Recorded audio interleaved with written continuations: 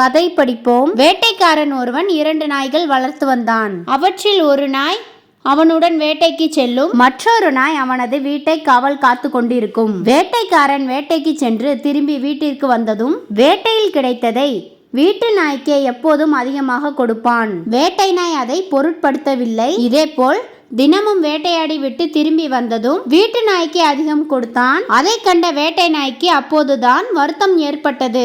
வருத்தம் கொண்ட வேட்டை நாய் வீட்டு நாயை பார்த்து, வேட்டையாடுவது எவ்வளவு கடினமான வேலை தெரியுமா? நான் வேட்டையில் சம்பாதித்து வருவதில் மட்டும் நீ அதிக பங்காக பெற்றுக்கொள்கிறாய். இது நியாயமா என்று வருத்தத்துடன் கேட்டது.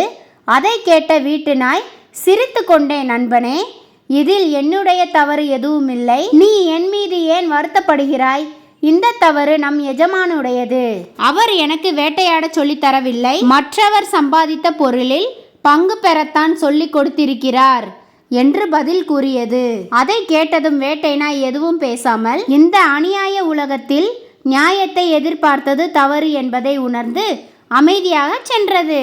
இந்த கதை பற்றிய உங்களது கருத்துக்களை கமெண்ட்ல சொல்லுங்க. நன்றி, வணக்கம்.